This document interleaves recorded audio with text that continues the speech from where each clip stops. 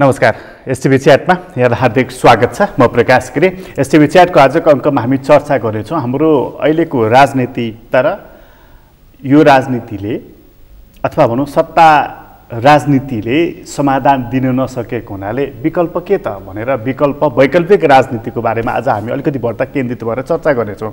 जबसम्म विकल्पहरू फेला पर्दछ मान्छेमा एउटा आशा जाग्दो रहेछ, ऊर्जा पनि त्यहाँबाट प्राप्त हुँदो रहेछ। तर विकल्प यदि छैन भनेदेखि चाहिँ निराशा आउँदो रहेछ, आक्रोश पनि आउँदो रहेछ।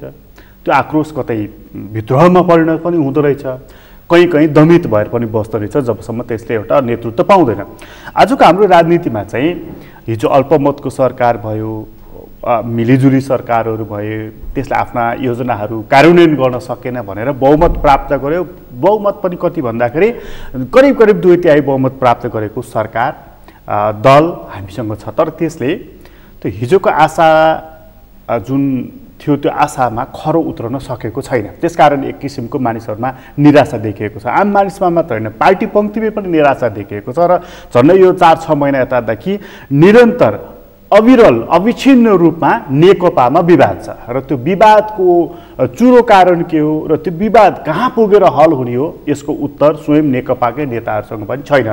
त्यस्तो निराशा दिइरहेको नेकपा छ र त्यस्तो निराशा दिइरहँदाखेरि मानिसहरू विकल्प के त सधैँ यस्तै निरन्तर झगडा, अनन्त बहस, अनन्त विवाद यति नै हो त हाम्रो भाग्यमा लेखिएको यति नै हो त, हामीले देख्नुपर्ने भोग्नुपर्ने यति नै हो त। अब यस्तो खालको प्रश्नहरू गर्न थालेका छन्। त्यस्तो बेलामा अलि अगाडि छुट्टिएर अहिले फेरि साझा पार्टी र विवेकशील पार्टी मिलेर विवेकशील साझा पार्टी बनेको छ। अब के यो विकल्प बन्न सक्छ? त्यो एकता अभियानमा चाहिँ नि निर्विकल्प हामी चाहिँ नि एउटा त्यस्तो वैकल्पिक शक्ति बन्छौँ भन्ने शब्द त्यो प्रयोग गरिएको छ। आजको अङ्कमा चाहिँ वास्तवमा यो पार्टी अब वैकल्पिक शक्ति बन्छ त? आजको अङ्कको हाम्रो मूल चासो यो रहनेछ। आज हामीसँग कुराकानीको लागि केशव दाहाल हुनुहुन्छ, लेखकको रूपमा पनि परिचित व्यक्तित्व हुनुहुन्छ, साझा पार्टीसँग पनि विवेकशील साझा पार्टीसँग पनि आबद्ध हुनुहुन्छ। तपाईँलाई स्वागत छ। हस्, धन्यवाद। भन्दाखेरि चाहिँ साझा पार्टी भनिहाल्दो रहेछु मैले, विवेकशील जोडिसकेको छ। फरक पर्दैन नि। विवेकशील साझा हो, तर हामीले साझा भन्न सक्छौँ, विवेकशील भन्न सक्छौँ। सुरुमा समय लाग्छ नि त। त्यो एकताको दिनमा चाहिँ मैले यसो ख्याल गरेको निर्विकल्प वैकल्पिक शक्ति हामी बन्छौँ भनेर। निर्विकल्प त के हुन्छ र यो विश्वमा? निर्विकल्प हुँदैन, त्यो एउटा कन्टेक्स्टमा भने हो। त्यो हामी निर्विकल्पको त त्यस्तो अकण्टक निर्विकल्पको सपना होइन।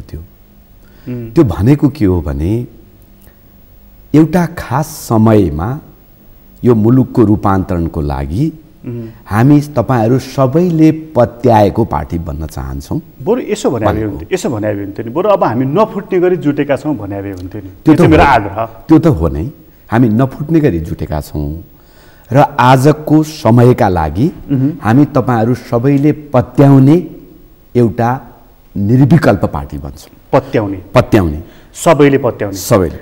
तपाईँको अर्थमा चाहिँ सबैले मान्छेले कति बेला पत्याउँछ, कसरी पत्याउँछ? जब मान्छेका सपनाहरू सम्बोधन गर्नको लागि हामीले विश्वास दिलाउन सक्छौँ, जब मान्छेका राजनीतिक अपेक्षाहरू यो पार्टीबाट पुरा हुन्छ भन्ने हामी विश्वास दिलाउन सक्छौँ, जब हामी समाजको नजिक बसेर काम गर्न थाल्छौँ, जब हामी देश बुझ्छौँ, जब हामी जनता बुझ्छौँ, जब हामी आजको समय बुझ्छौँ र त्यो समयलाई अब अगाडि लानुपर्छ भनेर ठिक हिसाबले हामी हाम्रो रणनीति तयार गर्छौँ, त्यसपछि मान्छेले पत्याउँछ।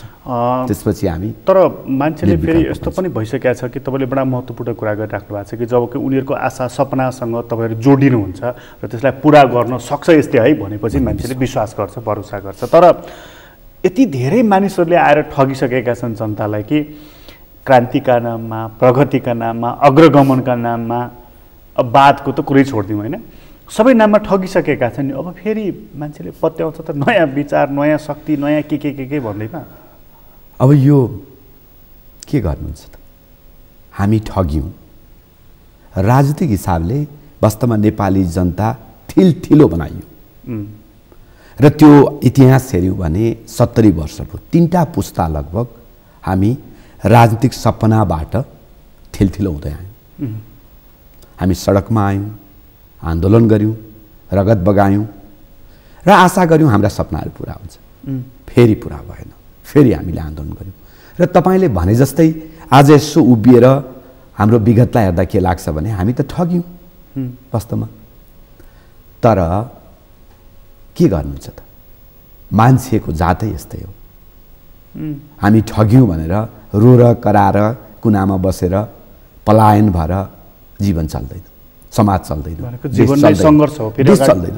हामी त आशा साथ पर एउटा उज्यालो छ, आशाको उज्यालो छ भन्ने कुरा हेरेर अगाडि बढ्नुपर्छ, अन्यथा अविश्वासले मात्रै हामीलाई कहाँ पुर्याउँछ। तर एउटा कस्तो भने नि, जस्तो चाहिँ यो दुई टाउको अध्यक्षले बडा गम्भीर खाडलमा हाल्दो रहेछ भन्ने कुरा नेकपालाई हेरेर मान्छेले बुझेकै छन्। 5-6वटा भए त झनै समस्यामा पर्दो रहेछ भनेर त्यो जनता समाजवादी पार्टीलाई हेरेर मान्छेले टाउको समातेर बसेकै छन्। हुँदाहुँदा राप्रपाले 3टा अध्यक्ष राखेर ऊ पनि बसेकै छ। हामी कहाँ सबै खालका मोडल थिए।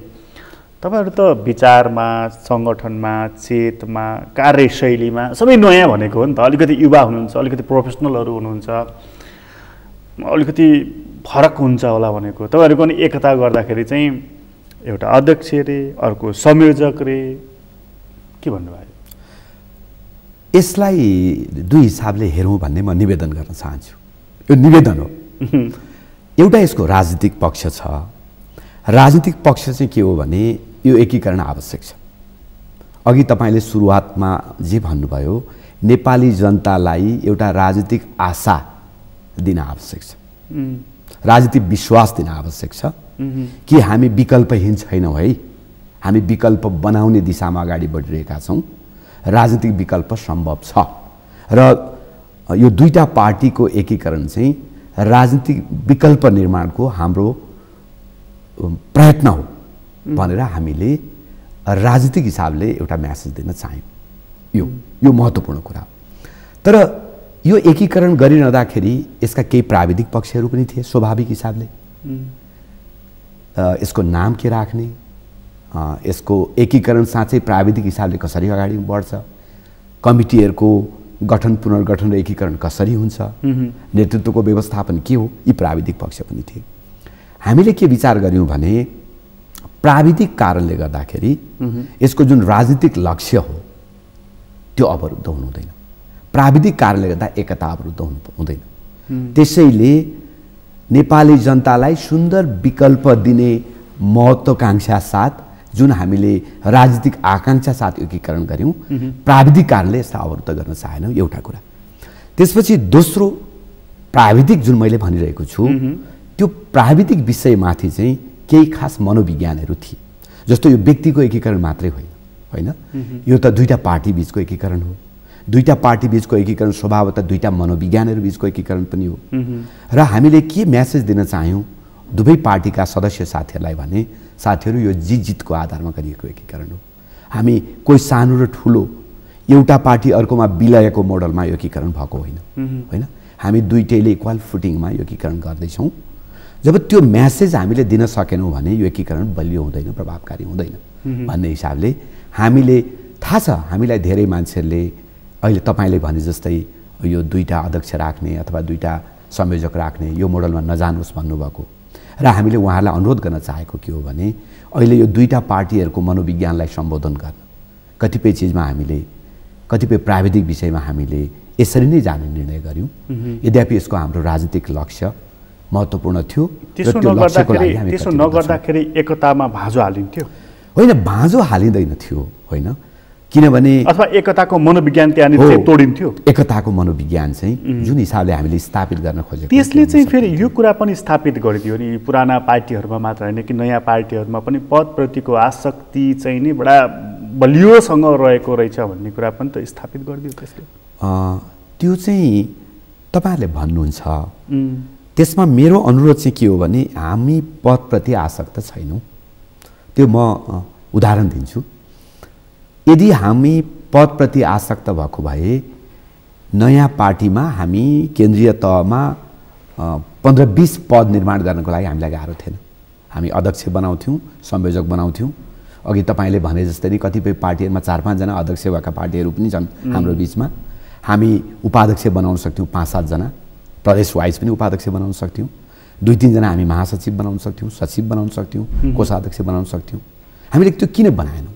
हामीले किन बनाएनौँ भने हाम्रो लागि अहिले पद महत्त्वपूर्ण कुरा होइन। र भन्दा भन्दै अध्यक्ष र संयोजक सिर्जना गर्नुभएको छ, त्यो भनेको मतलब अन्य पार्टी, कम्युनिस्ट पार्टी र कङ्ग्रेसमा जुन पदको चाहिँ छिनाछप्टी छ त्यो मनोविज्ञानबाट त तपाईँहरू पनि टाढा रहनु भएन भने? होइन, यदि हामी पदको मनोविज्ञानमा हुन्थ्यौँ भने हामी अनेक पदहरू सिर्जना गर्थ्यौँ। तपाईँलाई म थोरै सम्झना दिलाउन चाहन्छु कि विवेकशील पार्टीमा त अरू पदहरू पनि थिए। जस्तो तपाईँलाई थाहा छ, त्यहाँ उपाध्यक्ष पनि थिए, महासचिव पनि थिए, सचिव पनि थिए, कोषाध्यक्ष पनि थिए। किनभने विवेकशील पार्टी त महाधिवेशन गरेर आफ्नो कमिटी निर्माण गरेर आएको पार्टी थियो नि।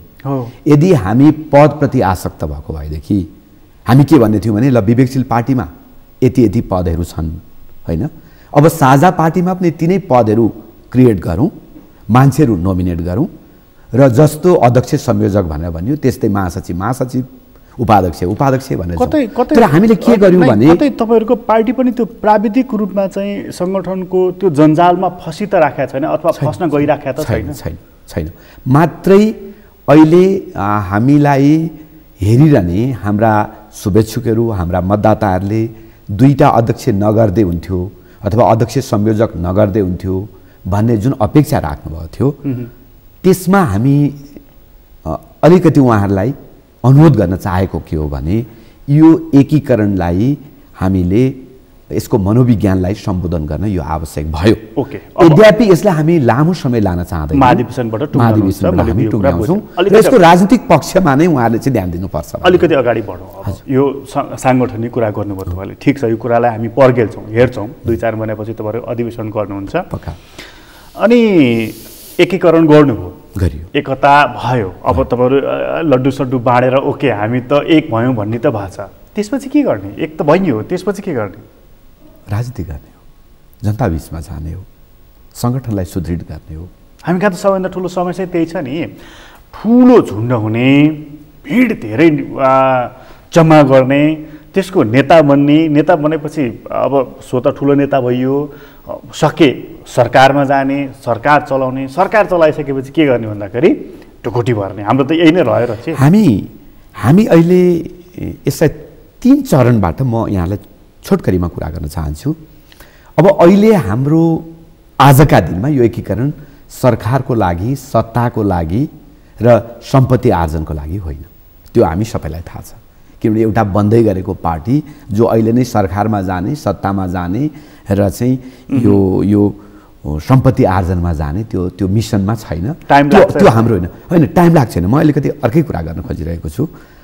अहिलेको हाम्रो मुख्य सरोकारको कुरा चाहिँ के हो भने हाम्रो पार्टीलाई नेपाली जनताले खोजे जस्तै विश्वासिलो, सुसंस्कृत र अग्रगामी पार्टी कसरी निर्माण गर्ने, जसले गर्दाखेरि नेपाली जनताका थाती रहेका सपनाहरू जुन अघि तपाईँले भन्नुभयो मरेको आशालाई हामी राजनीतिक हिसाबले कसरी जगाउन सक्छौँ, यसको लागि तत्काल हामीले 5-6 वटा कामहरू गर्छौँ। पार्टी निर्माण नै अहिलेको लागि हाम्रो मुख्य सरोकारको कुरा हो। पार्टी निर्माणको लागि हामीले गर्नुपर्ने 6 वटा कामहरू छन् अहिले, हामी त्यसमा केन्द्रित हुन्छौँ। पहिलो काम सङ्गठन, र सङ्गठनमा पनि हामी अब मूलतः देशव्यापी सङ्गठन विस्तारमा जान्छौँ। हामीलाई थाहा छ कतिपय मान्छेले हामीलाई भन्नुपर्छ तिमीहरू सहर केन्द्रित भयो, राजधानी केन्द्रित भयो।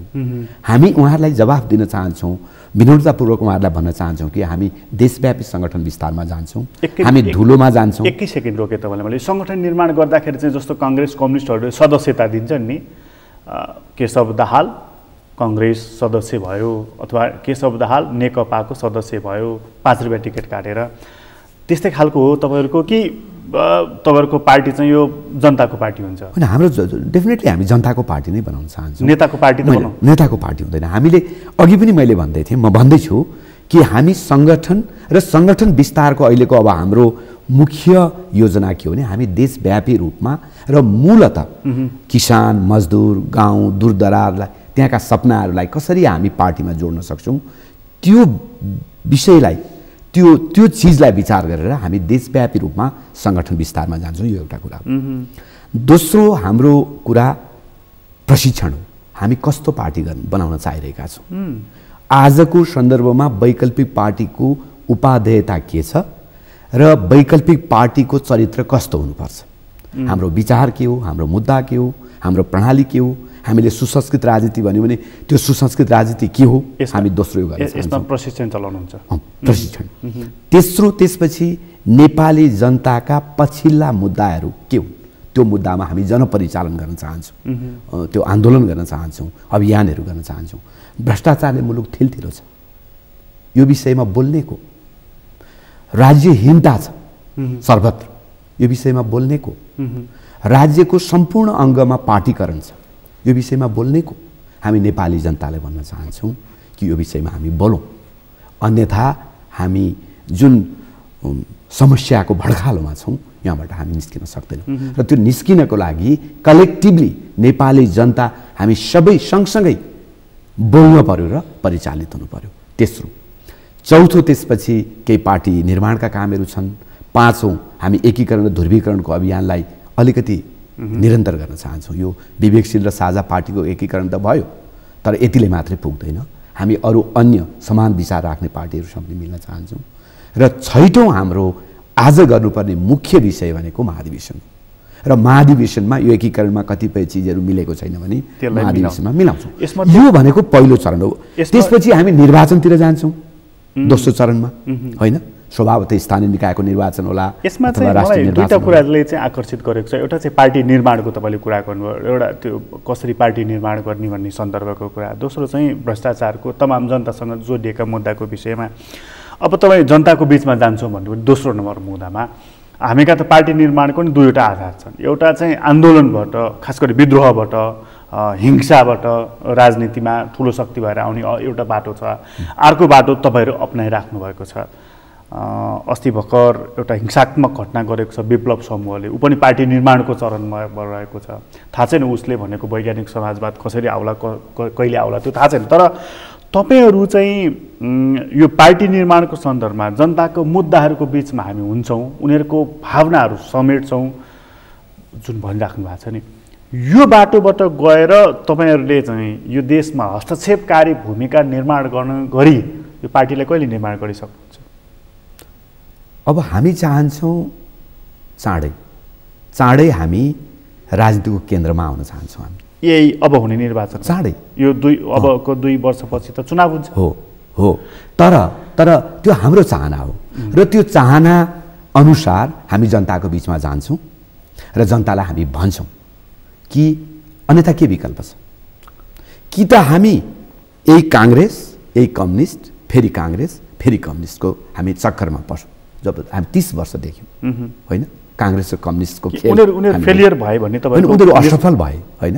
उनीहरू असफल भए र त्यो असफलतालाई अनुभूत गरेर हामीले नयाँ विकल्पतिर जाने हामी जनतालाई आह्वान हो हाम्रो। त्यो विचार असफल भयो भन्नुहुन्छ कि त्यो विचार बोकेका ती पार्टीका नेताहरू चाहिँ असफल भयो भन्नुहुन्छ? यो चाहिँ कस्तो छ भने तपाईँको विचार पनि असफल हो, विचारको सीमा असफल हो। जस्तो मैले यो किन भने नेताहरू पनि असफल हुन्, तर यो नेताहरूको मात्रै असफलता होइन। कम्युनिस्ट विचार उहाँहरू जुन मजदुर किसान वर्गको हित गर्छौँ भन्ने त्यो विचार असफल भएर होइन, त्यसलाई अलिकति फरक हिसाबले बुझौँ। जस्तो नेपाली काङ्ग्रेसको विचार के भन्दा लोकतन्त्र, प्रजातन्त्र। नेपाली काङ्ग्रेसले भनेको प्रजातन्त्र, मैले धेरै ठाउँमा भन्ने गरिरहेछु, त्यो 300 वर्ष पुरानो प्रजातन्त्र हो। त्यो आजको पुस्ताको प्रजातन्त्र होइन, प्रजातन्त्रको पनि पुस्ता छ, होइन? आज हामी जुन प्रजातन्त्रको परिकल्पना गर्छौँ, आज हाम्रो चेतनाले जुन प्रजातन्त्रको अपेक्षा गर्छ, नेपाली काङ्ग्रेसको प्रजातन्त्र त्यो होइन, त्यो समेट्दैन। त्यसैले नेपाली काङ्ग्रेसको प्रजातन्त्रको पनि असफलता हो। हामी चाहन्छौँ नेपाली काङ्ग्रेसले भने भन्दा धेरै उन्नत प्रजातन्त्र, धेरै उन्नत लोकतन्त्र आवश्यक छ। उदाहरणको लागि हामीले भन्यौँ राइट टु रिकल प्रजातन्त्र पछिल्लो प्रजातन्त्रको महत्त्वपूर्ण प्रस्ताव हो, राइट टु रिजेक्ट पछिल्लो प्रजातन्त्रको महत्त्वपूर्ण प्रस्ताव हो। योभन्दा उन्नत पावर सेपरेसनमा हामी कसरी जान सक्छौँ, पावर ब्यालेन्समा हामी कसरी जान सक्छौँ, योभन्दा नेपाली काङ्ग्रेसभन्दा उन्नत प्रजातन्त्रको अपेक्षा हो। यो तपाईँको प्रत्यक्ष यो हजुर प्रत्यक्ष निर्वाचित कार्यकारी प्रमुख, जनताले सिधै निर्वाचन गर्ने कार्यकारी प्रमुख र नेताहरूले कहीँ पनि आफूले निर्वाचनमा गरेका बाचाहरू पुरा गरेनन् भने उसलाई फिर्ता बोलाउने मतदाताको अधिकार, यो आजको पुस्ताको लोकतन्त्रको कुरा हो। त्यसैले यो त मैले केही उदाहरणको रूपमा यी मूल मुद्दा बन्छन् तपाईहरु भन्छन्। यिनै हुन् हाम्रा कार्यकारी राष्ट्रपति, यिनै हुन् हाम्रो कार्यकारी राष्ट्रपति मात्रै होइन, कार्यकारी राष्ट्रपति पनि हो। तर कार्यकारी राष्ट्रपति नभनौँ, कार्यकारी प्रमुख, प्रधानमन्त्री निर्वाचित कार्यकारी प्रमुख, प्रधानमन्त्री पनि हुन सक्छ। हामी जनतासँग छलफल गरौँ। तर त्यो मात्रै होइन, तपाईले भनेको अघिको सन्दर्भमा मैले भन्न खोजेको कुरा के हो भने लोकतन्त्रलाई नेपाली काङ्ग्रेसले जुन हिसाबले बुझेको छ, जुन हिसाबले व्यवहार गरिरहेको छ, त्यो सीमाबाट हामी अगाडि बढ्न चाहन्छौँ। त्यो हिसाबले अघि तपाईँले सोध्नु भने जुन काङ्ग्रेसको विचार असफल। अब कम्युनिस्टहरूको पनि त्यही हो। कम्युनिस्टको समाजवाद तपाईँ हामी सर्वत्र देखिरहेछौँ।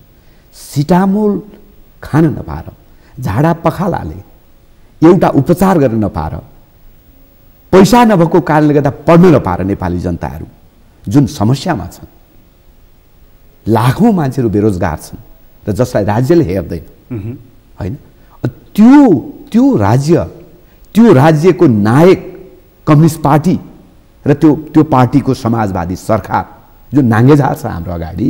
अब तपाईँ त्यो विचार सफल छ अथवा त्यो चिजले, त्यो प्रस्तावले फेरि गरी खान्छ, फेरि त्यो चिजबाट हामी आशा गर्न सक्छौँ भने कसरी कल्पना गर्न सक्छौँ? त्यो नेताको असफलता कि त्यो विचारकै असफलता?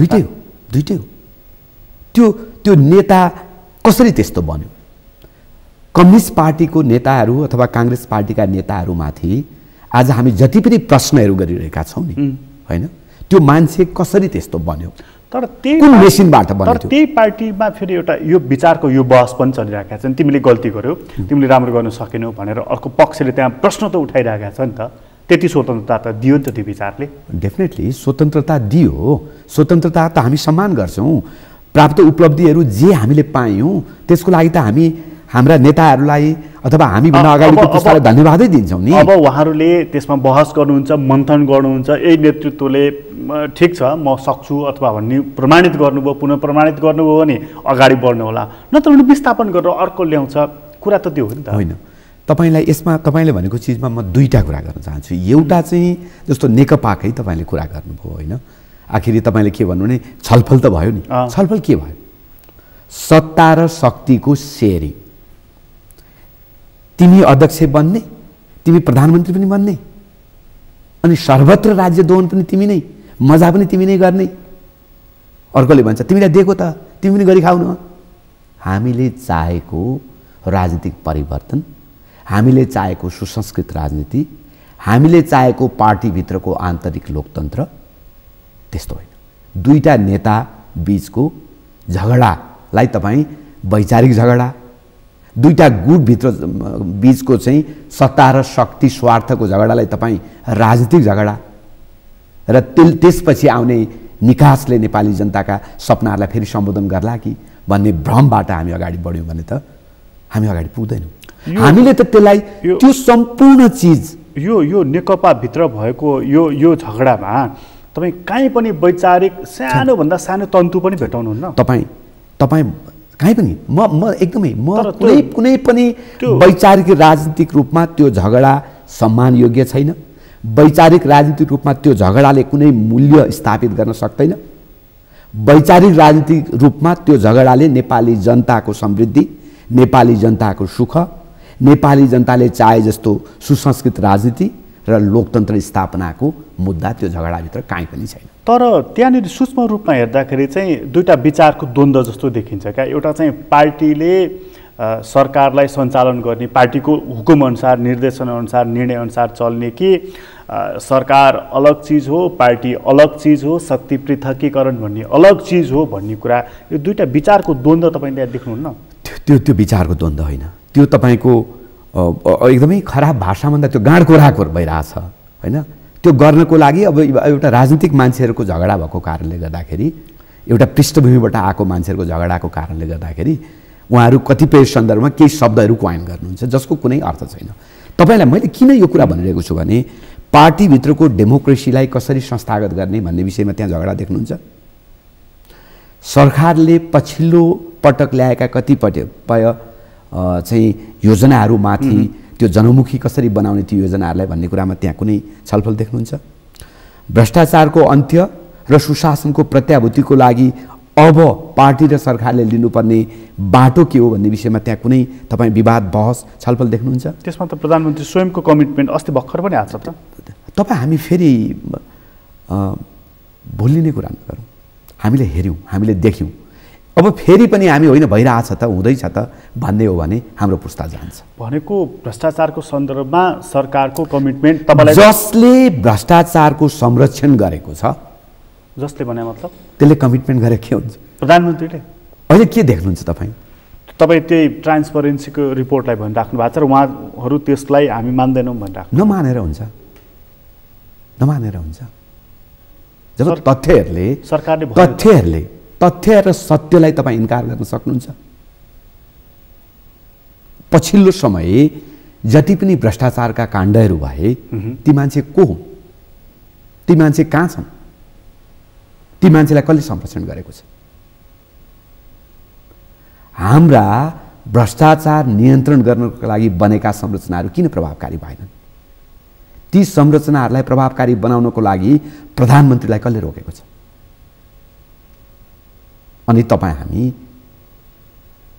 ती त संवैधानिक अङ्ग हुन्, तिनीहरूले स्वतस्फूर्त काम गर्छ नि। त्यहाँ प्रधानमन्त्रीको आदेश कुर्नुपर्छ र तिनले किन काम गरिरहेका छैनन्? केही प्राविधिक कुराहरू पनि होलान् कि? यो जालो बिचौलियाको यो देश, मैले पहिले पनि भनेको थिएँ, यो देश कम्युनिस्ट पार्टीको नेतृत्वमा, अहिलेको सरकारको नेतृत्वमा 100, 200, 500 मान्छेहरूको स्वर्ग बन्यो। मैले पहिले पनि भने बाँकीको लागि यो देशमा आशा छैन। बाँकीको लागि तपाईहरू 40 लाख मान्छे पछिल्लो महामारीमा बेरोजगार भए, सयौं मान्छेहरू भोकै छन्, उद्योग धन्दाहरू बर्बाद छ। कृषिको कुरा तपाईले देख्नुभएको छ। आशा कहाँ छ? र आशा जगाउनको लागि जुन हामी सधैँ भन्ने गर्छौँ बलियो सरकार, त्यसले के गर्यो? त्यसैले यो सरकार प्रभावकारी हुन सकेन। यो सरकारले जनताको पछिल्लो समस्यालाई सम्बोधन गर्न सकेन। यो सरकार जनमुखी सरकार होइन र यो सरकारले नेपाली जनताका पछिल्ला सपनाहरूलाई मसान घाटमा पुर्यायो। तपाईँ अघि भन्नुहुन्थ्यो नि right to reject, right to recall. हो, हामी चाहन्छौँ यदि यस्तो सरकार हो भने मतदाताहरूलाई राइट टु रिकल गर्ने अधिकार स्थापित गर्नुपर्छ। आज राइट टु रिकलको चाहिँ नि प्रावधान हुन्थ्यो भनेदेखि अहिले सत्तामा आसीन भएका मानिसहरू चाहिँ राइट टु रिकल हुन्थे, फिर्ता भइसकेका हुन्थे। के हुन्थ्यो त? राइट टु रिकल हुन्थ्यो। मतदाताले मैले मत हाले तर तिमी मलाई शासन गर्न योग्य छैनौ भनेर मतदाताले सधैँ भन्न पाउने लोकतन्त्र आवश्यक छ।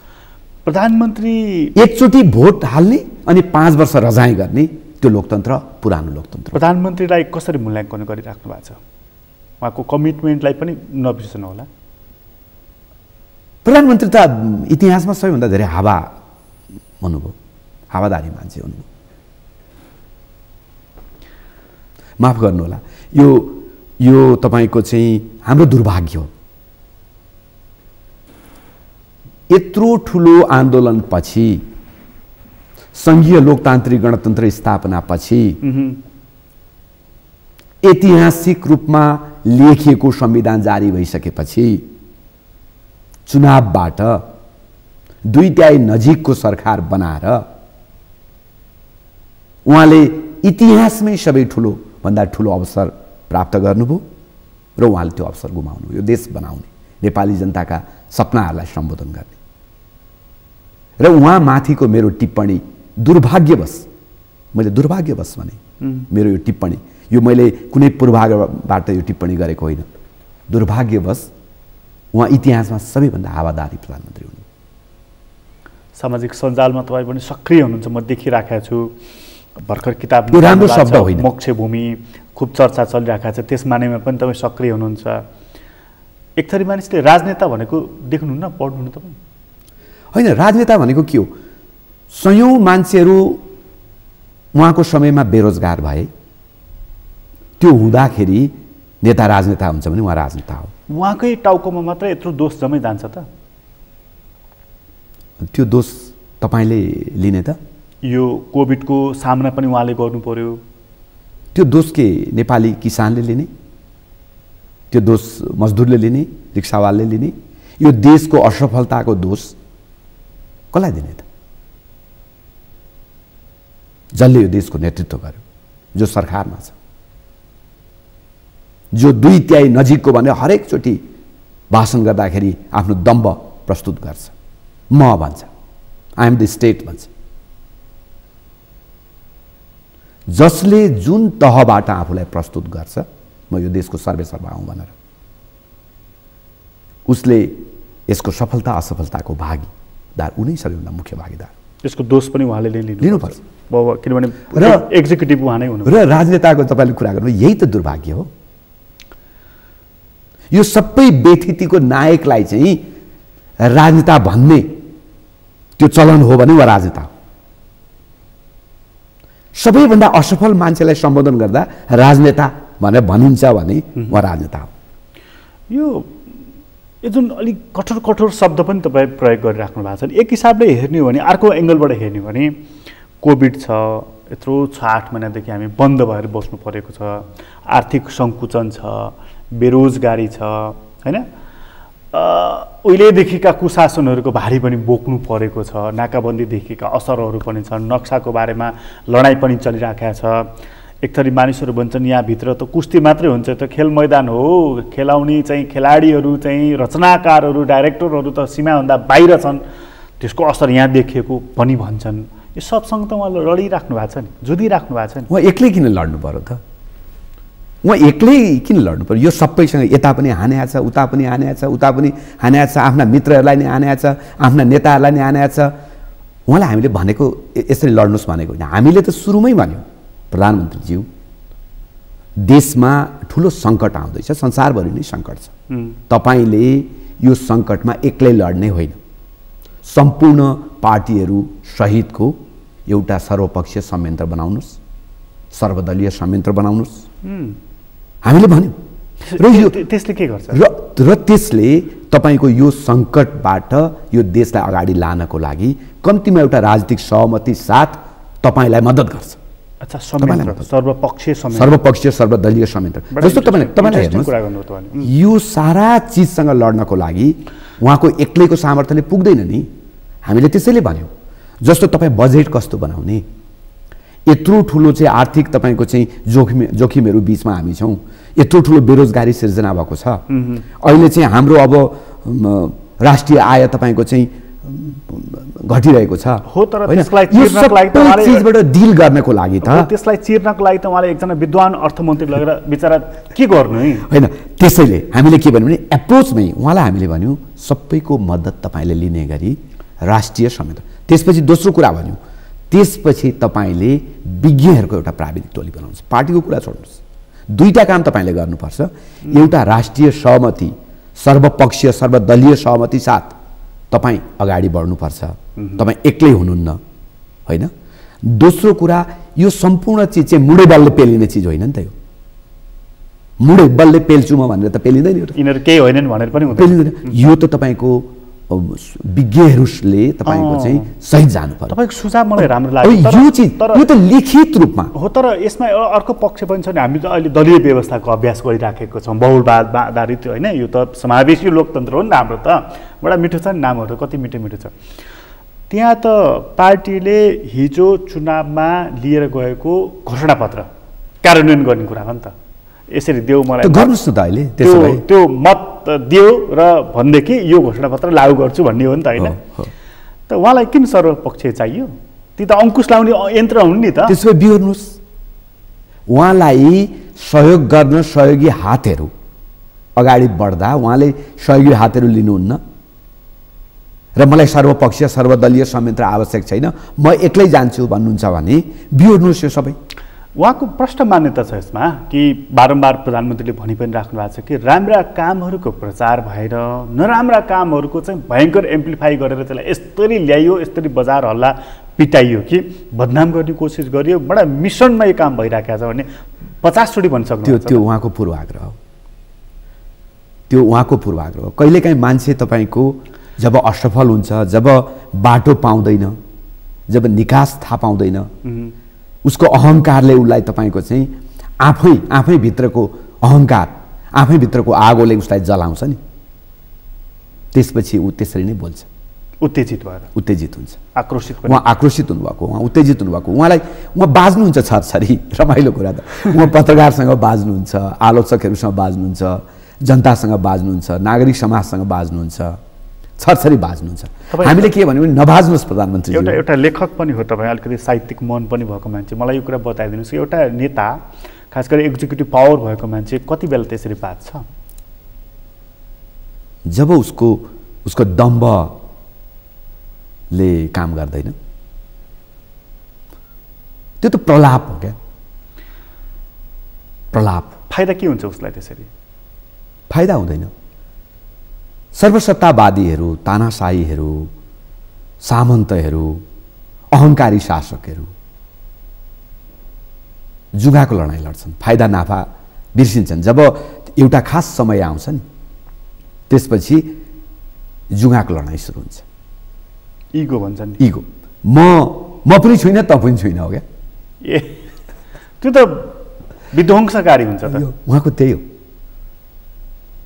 यसमा एक्सटर्नल फ्याक्टरहरू कतिको जोड्नुहुन्छ? जस्तो हामी कहाँ चाहिँ सत्ताधारी दलका नेताहरू बोल्दाखेरि यहाँ कहाँ त्यति सजिलो छ र? भारत छ, चीन छ, अमेरिका छ, त यी सब चिजलाई जोडेर हेर्नुपर्छ। सजिलो छैन र यी सबले नेपालमा कम्युनिस्ट पार्टी उदय भएको, यसले शासन गरेको कति पनि मन परेको छैन। उनीहरू पार्टी फुटाउनको लागि, यो सरकार ढाल्नको लागि यत्न गरिरहेका छन् र त्यस्ता खालका खुफिया एजेन्सीहरूले त खास गरी रलाई जोडेर उहाँहरू भन्नुहुन्छ कि सत्तारूढ दलभित्रकै सत्ता पक्षलाई पनि त्यसैले उचाल्छ, सत्तारूढ दलभित्रकै विपक्षलाई पनि त्यसले उचाल्छ, विपक्षले नउचाल्ने त कुरै छैन, यसो भन्नुहुन्छ क्या? यसमा मेरो 2-3टा कुरा छ। एउटा चाहिँ आफ्नो थैली दरो बाँध्नु पर्यो, होइन, अरूलाई दोष लगाउनु भएन। नेपाली जनताको मतबाट उहाँहरूले सरकार बनाउनु भयो, नेपाली जनताहरू नै सदस्य भएको उहाँको पार्टी छ, नेताहरू सबै नेपाली छन्। बस्नुहोस्, छलफल गर्नुहोस्, पार्टीमा सङ्कट के हो, कुरा के हो, अप्ठ्यारो के हो, मिल्नुहोस्। अरू वरिपरि अरू पार्टीहरू छन्, सहयोगै गर्छौँ भनिरहेछन्। काङ्ग्रेस तपाईँको कुनै दायाँ बायाँ गर्न सकिरहेको छैन, पनि अच्छा सहयोगी नै छ, होइन, गर्नुहोस् न। त्यो गर्नुहुन्न, सधैँ जल्नुहुन्छ। यसो एउटा मान्छे देखो नि, यो त मेरो शत्रु आयो, अनि अमूर्त शत्रु निर्माण गरेर, अमूर्त शत्रु निर्माण गरेर तपाईँ नेपाली जनतालाई अगाडि पार्ने। तर यो बिचमा रको प्रमुख आउनुभयो, त्यो त उहाँले बोलाउनु भयो, आउनु सेनाध्यक्ष आउनु, त्यो उहाँले गर्दै हुन्छ। विदेश सचिव आउनुभयो, भाजपाको विदेश विभाग प्रमुख त अहिले काठमाडौँमै हुनुहुँदो रहेछ, मैले त हिजो थाहा पाएँ। त्यसो गरौँ न, अब प्रधानमन्त्रीलाई कति गाली गर्ने, कति आलोचना गर्ने मान्छेहरूले, होइन, यो सबै उहाँले आफैले निर्माण गरेका अनेक सङ्कटहरूको जालोमा हुनुहुन्छ। आफैले निर्माण गरेको, आफैले निर्माण गरेको। यसमा अर्को पक्ष पनि जोडिएको छ नि, बिचरा चाइनिज राजदूत पनि दौडधुप नै गरिराख्नु भएको छ। त्यो त्यस्तै हो, त्यो उहाँले नै निर्माण गर्नुहुन्छ। हाम्रो राष्ट्रपति अथवा चाइनिज राजदूत अथवा अथवा अर्को अथवा के, उहाँले। र मलाई के लाग्छ भने जब अहङ्कारले मान्छे भरिन्छ नि, त्यसपछि उसले निर्माण गर्ने बाटो, अगाडिको बाटो, उसले खोज्ने सहमतिको बिन्दु, उसले देख्ने समाधानका उपायहरू ती सजिला हुँदैनन्। यहाँनिर यो दुईटा देशका उच्च पदस्थ व्यक्तिहरू नै भनौँ, दक्षिणको कुरा गरी हामीले, उत्तरबाट पनि राजदूतको सक्रियताको कुरा छँदैछ। रक्षा मन्त्री अस्ति भर्खर आएर फर्काउनु भयो, राष्ट्रपतिको सक्रियताको तपाईँले सम्बोधन भनि नै हाल्नुभयो। सडकमा राजा चाहियो भन्दै जुलुस पनि प्रारम्भ भएको छ। वास्तवमा तपाईहरू वैकल्पिक शक्ति अब हामी हुन्छौँ र वैकल्पिक शक्ति मात्र होइन, त्यो खोपाको देउता जस्तो होइन, हस्तक्षेपकारी भूमिका खेल्छौँ भनिराख्नु भएको छ नि। तपाईँहरूभन्दा कडा रूपमा त अहिले राजा चाहियो भन्दै अर्को शक्ति आइराखेको छ त होइन। हामीले बुझ्नुपर्ने कुरा चाहिँ के लाग्छ भने नि प्रकाश सर, मलाई हामी लामो एउटा आन्दोलनको पृष्ठभूमिबाट यहाँ आइपुग्यौँ होइन। अब हामी जाने चाहिँ अगाडि हो क्या, अब हामी जाने अगाडि हो। यो मुलुक 240 वर्ष राजाले शासन गरे, 30 वर्ष काङ्ग्रेस कम्युनिस्टले शासन गरे, र आज हामी जानेरी उभिएर समस्याको कुरा, हाम्रो गरिबीको कुरा, हाम्रो विद्यमान असमानताको कुरा होइन, त्यो गरिरहेका छौँ नि। त्यसको कारण को हो? त्यही राजतन्त्र हो, त्यही पछिल्लो समय काङ्ग्रेस कम्युनिस्टले दिन नसकेको डेलिभरी हो। त्यसैले अब यो देश चाहिँ काङ्ग्रेस कम्युनिस्ट राजाको गोलचक्करमा जाँदैन, त्यो जानै हुँदैन। त्यो अब देश त तपाईँको अगाडि पो जानुपर्छ त। यो जुलुसको त्यो राजावादीहरूको जुलुस होइन, त्यो काङ्ग्रेस र कम्युनिस्टले दिएको असफलताबाट सिर्जना भएको निराशा हो। त्यसैले हामीले के भन्नुपर्छ भने देश त्यता जाँदैन, त्यता जाने त्यो बाटै होइन। तिनीहरू राजा ल्याउन भनेर आएका पनि होइन, त्यो भ्रम हो। त्यो केही मान्छेहरूले प्रोजेक्ट गरे, त्यो प्रोजेक्टेड छ, तर त्यो राजा ल्याउने अब तपाईँ आफै विचार गर्नु। कल्चरल किङ रे छोडिदिनुहोस्, हाम्रो बाटो त्यो होइन। कल्चरल नोमिनल पनि केही गर्दैन, केही गर्दैन। किन चाहियो? किन चाहियो? बसन्त श्रवण गर्छ, किन चाहियो? पाटनमा जान्छ, भोटे जात्रा हेर्छ, त्यो चाहिँदैन। त्यो हामीलाई त्यो चिज चाहिएको होइन। हामीलाई काङ्ग्रेस कम्युनिस्ट राजा अनि कम्युनिस्ट काङ्ग्रेस राजा, काङ्ग्रेस राजा कम्युनिस्ट, त्यो गोलचक्कर गर्नु छैन। राष्ट्रपतिले अभिभावकको भूमिका निर्वाह गर्न नसकेको हुनाले एउटा राष्ट्रिय अभिभावक चाहियो भन्ने उहाँहरूको तर्क छ। होइन, राष्ट्रपति भन्ने संरचनाले त्यो संस्थाले अभिभावकत्व ग्रहण गर्न नसकेको हो कि हाम्रो विद्या भण्डारीले अभिभावकत्व ग्रहण गर्न नसक्नु भएको? हामीले त्यो कुरा विचार गर्नुपर्छ। विद्या भण्डारीका आलोचनाहरूलाई राष्ट्रपतीय प्रणालीको अथवा राष्ट्रपति भन्ने संस्थाको अथवा त्यसको गरिमाले काम गर्न सकेन भनेर अर्थ लगाउनु भएन। संसारभरि नै राष्ट्रपति भन्ने संस्थाले अघि तपाईँले भने जस्तो त्यो गरिमा बोकेका छन्। हाम्रोमा किन बोक्न सकेन? त्यो व्यक्तिको दोष हो कि होइन? त्यसैले गर्दा हामीले हेर्नुपर्ने कुरा फेरि पनि राष्ट्रपति दलीय द्वन्द्वमा प्रवेश गरे अनेक कारणले ऊ अभिभावक भएन, पार्टीकै सदस्य हो नि त। तर त्यो अनेक कारणले, त्यसैले गर्दा व्यक्तिका दोषहरूलाई, निश्चित पार्टीका असफलताहरूलाई, निश्चित व्यक्तिका असफलताहरूलाई, त्यसकारण राजा चाहियो भन्ने कुरामा हामी व्यवस्थाको विरुद्ध जानु कुनै त्यो त्यसमा तर्कमा दम। अब गणतन्त्र भन्दा के राजतन्त्र राम्रो व्यवस्था हो? त्यसो अनि हामी राजा चाहियो भन्ने? लोकतन्त्र भन्दा के राजतन्त्र राम्रो व्यवस्था र हामी राजा चाहियो भन्ने? लोकतन्त्र भन्दा राम्रो व्यवस्था अझ धेरै लोकतन्त्र हो। लोकतन्त्र भन्दा राम्रो व्यवस्था हामीले खोज्ने हो भने अहिलेको लोकतन्त्र अझ समृद्ध गर्नु पर्यो। राइट टु रिकल गरौँ, राइट टु रिजेक्ट गरौँ, नयाँ पुस्तालाई तपाईँको शासन व्यवस्थामा ल्याउँ। यसमा अर्को एउटा पक्ष पनि जोडिएको छ, जहाँ चाहिँ नि वैद्यजी हुनुहुन्छ, जहाँ विप्लवजी हुनुहुन्छ, अन्य केही वामपन्थी, अझ वामपन्थी भनेर पुगेन उहाँहरूलाई, त उहाँहरू त क्रान्तिकारी कम्युनिस्ट पर्नु होइन। वामपन्थी त तपाईँ पनि हुन सक्ने भयो, अर्को पनि हुन सक्ने भयो, विचारमा प्रगतिशील त जो पनि हुन पायो। त्यो पक्ष पनि छ नि जो चाहिँ के भन्दैछ भने अब यहाँ हुँदैन, यसरी हुँदैन, अब विद्रोह हो, अब बन्दुक हो, फेरि भन्नु थालेको छ नि। त्यहाँबाट हो त अब फेरि परिवर्तन? यसलाई यसो भनौँ, हाम्रो मुलुकमा दुई खाले कन्जर्भेटिभ शक्तिहरू छन्। एउटा लेफ्ट कन्जर्भेटिभ, तपाईँ हामीले एउटा भ्रम छ क्या नेपाली समाजमा कि कम्युनिस्ट भन्यो भने त्यो प्रगतिशील भन्ने, कम्युनिस्ट भन्ने बित्तिकै त्यो प्रगतिशील हुँदैन। कम्युनिस्ट कन्जर्भेटिभहरू छन्, लेफ्ट कन्जर्भेटिभहरू छन् नेपालमा। एउटा शक्ति छ जसले तपाईँको आजभन्दा 200 वर्ष अगाडिको कम्युनिजमको कुरा गर्छ। उसले यो समय के हो भन्ने कुरा बुझ्दैन, यो समयको अपेक्षा के हो भन्ने कुरा बुझ्दैन।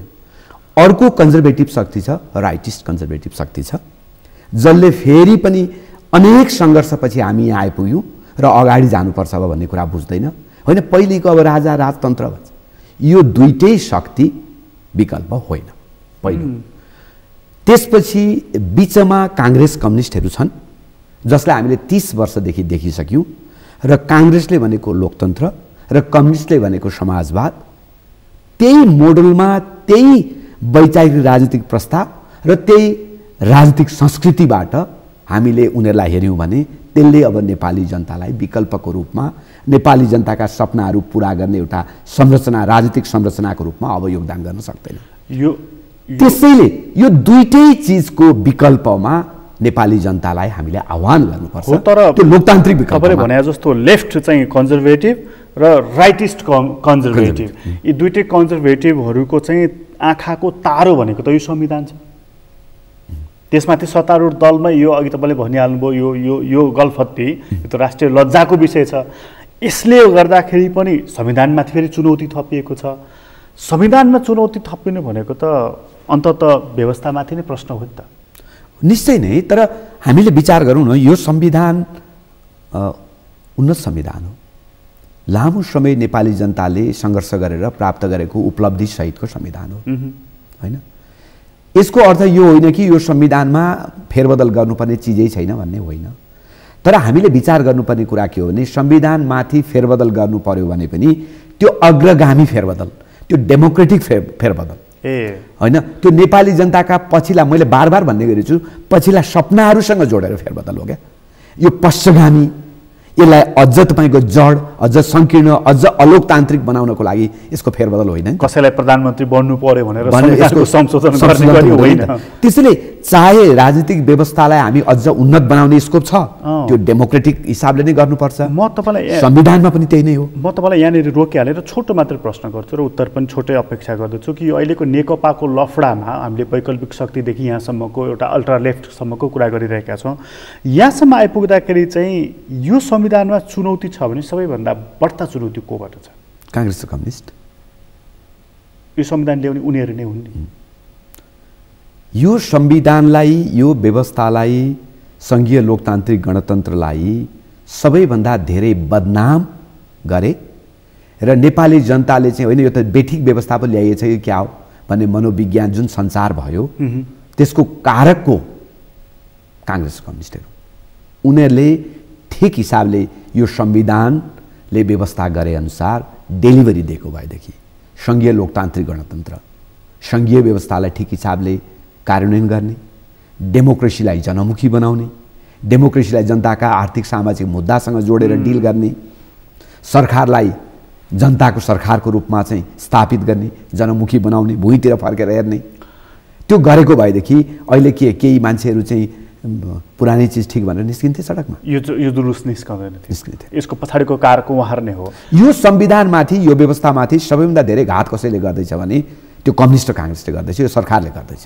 र त्यही कारणले गर्दाखेरि सडकमा केही जमजमाहट हामी देख्छौँ। अन्त्यमा सोधेँ मैले चाहिँ केही मानिसहरूको भनाइ के पनि छ भने प्रधानमन्त्रीको जुन एउटा शब्द छ नि महाएक्सन भन्ने, यदि अर्को पक्षले एक्सन दियो भने महाएक्सन, त्यो चाहिँ नि महाएक्सन भनेको चाहिँ संसद विघटन, सङ्कटकाल पो हो कि भनेर मान्छेहरू चिन्तित देखिन्छन् क्या। मलाई थाहा छैन, तर अब कानुन व्यवसायी साथीहरू भन्नुहुन्छ, कानुनविद साथीहरू भन्नुहुन्छ कि यो सरकारले संसद विघटन गर्न सक्दैन।